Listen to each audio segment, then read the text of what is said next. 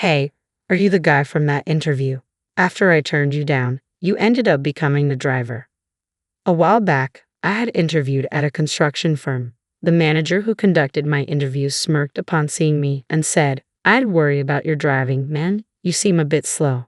I stayed silent as he pressed on, having been quite harsh during the interview. But soon after realizing who I really was, he quickly turned pale and apologized.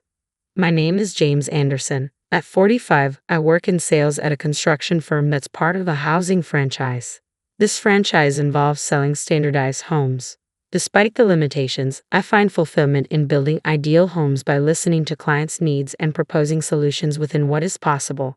Communicating with clients, sharing their worries and joys, is what I cherish in my work. I absolutely love my job. I live with my wife, daughter, and my father-in-law, who is the president of the franchise headquarters. My wife works there too as an office assistant. This company holds study sessions several times a year for employees of franchise partners. It was during one of these that I met my wife when she was handling the reception and distributing documents. Only after we had been dating for a while did I learn her father was the president. This was a shock to me, and although I struggled with the thought of being good enough for the daughter of a president, I still wanted to marry her. I went straight to Robert and got his permission to marry, a story still fondly told among our family members. One day, I was called to the headquarters.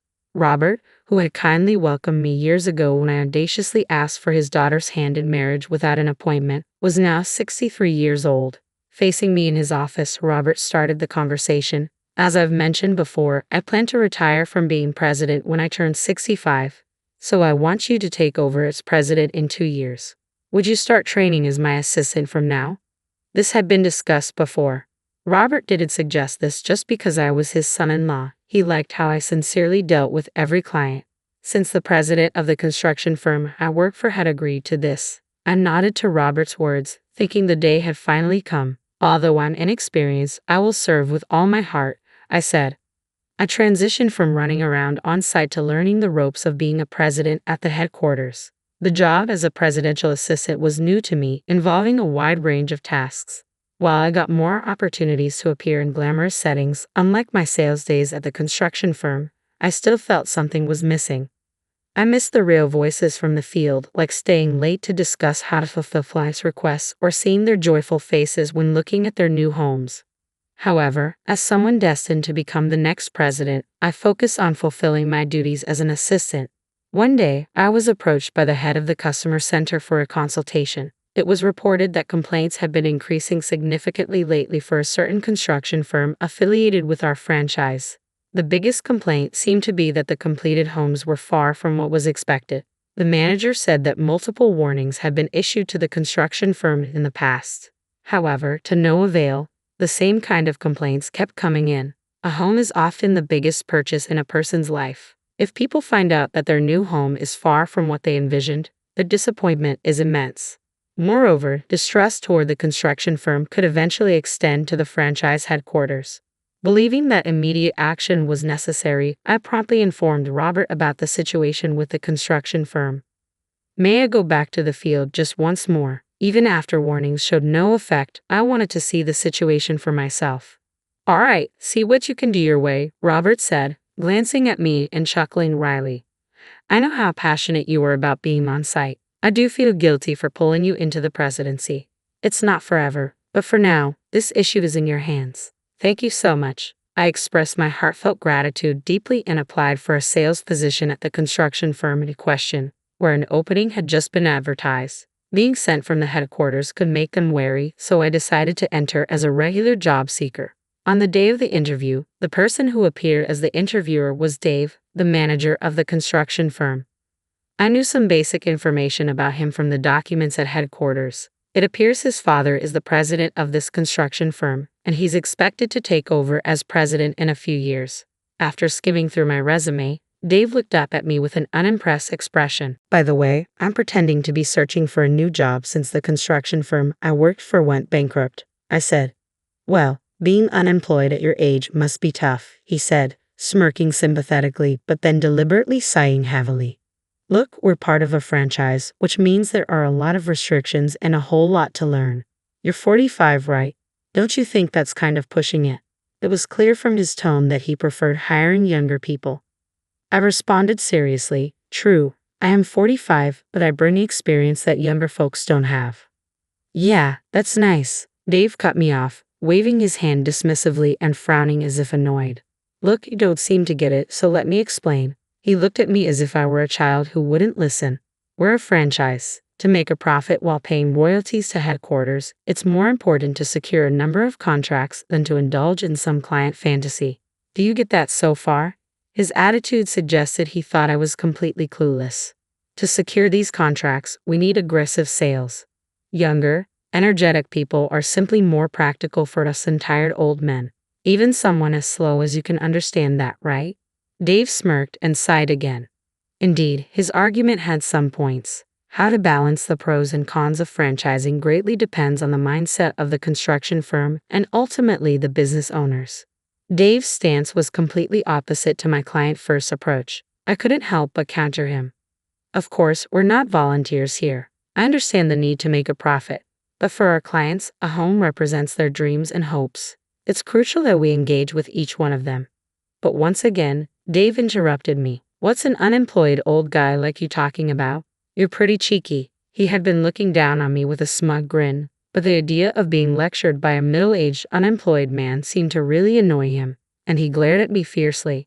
"You talk about soft stuff like that, and that's why you're unemployed. You say your company went under, but weren't you actually fired?" He glanced at me, noticing my silence, then eventually returned to grinning smugly. With a smirk back on his face, he pointed his index finger at me and said, "Anyway, complaints like that are for headquarters to deal with, not us. You get it now, right? We don't need old guys here." With that, he made it clear he wanted me gone, abruptly ending the interview. I sighed involuntarily. Until this interview, I had hoped I could somehow help steer the construction firm in a better direction. But with a manager like that, complaints about the firm were unlikely to stop. Disheartened, I called Robert, my father-in-law, and the president to report the outcome.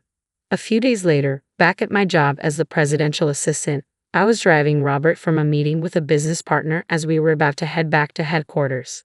Robert said, "There's a place I'd like to stop by first." "Okay," I replied. Although we had no other appointments outside, we had some time, so I followed his directions and drove to the specified location. It turned out to be the very construction firm we were discussing. Well, it's an honor to have the president of headquarters stop by. As soon as I parked the car, Dave, recognizing it as the company car from headquarters, rushed out and showed a fawning attitude to Robert. But when he noticed me getting out of the driver's seat, his eyes widened slightly before he sneered and addressed me. "If it isn't the old man from that time. Oh, you got turned down by us and became a driver, huh? This guy came to interview at our place a few days ago. Well, he didn't meet our hiring criteria, so I had to turn him down," Dave explained ingratiatingly, looking over at Robert who was standing by. Then turning back to me with undisguised contempt, he continued, "Hey, if your driving injures the president, I won't let it go, you know. I'm worried because you seem so slow."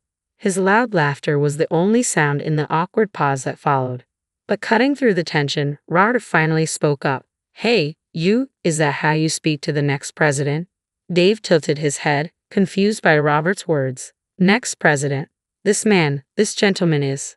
"Yes, that's right. The man here, James, is my son-in-law. He's currently assisting me as a presidential aide, but he will eventually take over my position." Stunned, Dave muttered, and Robert affirmed with a stern look, "I've known your father for a long time and have held him in high regard, but unfortunately, it seems you don't fit our company philosophy. We'll need to reconsider the franchise contract." Dave's face drained of color as Robert informed him of this. In a panic, he started to make excuses, his smile tinged with flattery. "I apologize for the oversight. If I had known, I would have shown the proper hospitality." "Oh, you're too sly," he stammered, sweating profusely and with a strange smile. Dave turned his awkward charm back on me. However, Robert dismissed his words. "Oh, you didn't know about him. Is that what you're saying? That means you must not have attended any of the headquarters training sessions, am I right?" Caught by Robert's pointed question, Dave's eyes began to dart around nervously. However, Robert persisted in his advances toward him. "If you had attended even one recent training session, you would have known he is the next president." "Oh, well, that is." Dave was rubbing his hands together as he glanced around. At that moment, A car pulled into the parking lot, and an elderly man stepped out with a surprised expression on his face. I recognized him. He was the president of this construction firm. What's going on here? It seemed he had just returned from being out, but when he stumbled upon the scene where Robert, the president of the headquarters with whom he had a personal relationship, his son-in-law, and his own son were apparently having a dispute in the parking lot of his own construction firm, he wore a clear expression of bewilderment.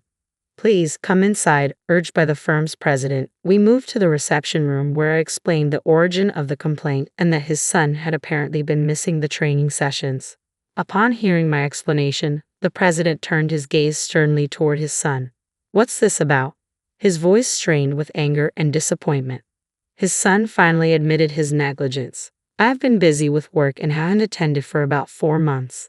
Like a child caught in a prank, the son hung his head awkwardly as his father, the president, let out a huge sigh and then deeply apologized to us.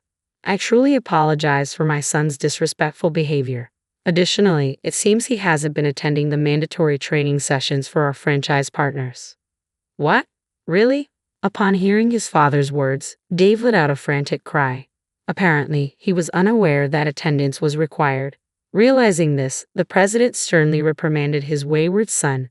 You thought you could slack off because you're going to be president one day? I never taught you to disregard our clients' needs and desires just to make a profit. While saying this with a flushed face, the president apologized again. Truly, this is all my fault for not supervising properly. I think a contract termination is unavoidable. Hearing this, Dave seemed to regret his actions belatedly, lost for words in dismay. The son shrank under his father's reprimand, and the father continued to apologize. Watching the two of them, Robert then slowly began to speak. Hey, please look up. There's no need to change the franchise contract. Dave looked up before his father at Robert's words, but Robert just glanced at him briefly and continued in a lecturing tone. Only if your son steps down from his managerial role and agrees to start over as a regular employee to relearn everything. Understood. Both father and son's voices overlapped. Dave looked at his father as if in disbelief, but his father ignored his look. Thank you very much, he murmured his thanks gruffly. Then the president turned to me. I know it's a lot to ask, but I would really appreciate it if you, James, could help us by becoming our sales manager and turning our company around. Startled by the request, I blinked and then looked at Robert, who nodded as if to say he understood. Responding to that, I gave a nod to Robert and then faced the president again. Yes, I'd be honored to help. And so, I began working as the sales manager at the construction firm. Dave initially seemed unhappy, but perhaps influenced by my and the others' attitudes, he eventually started taking his work seriously. Thanks to this change, complaints ceased, and I am now working daily on the ground, focusing on creating homes that meet our clients' needs, holding true to our mission. Although I will return to headquarters eventually, I am committed to making the most of the time I'm allowed, working hard every day,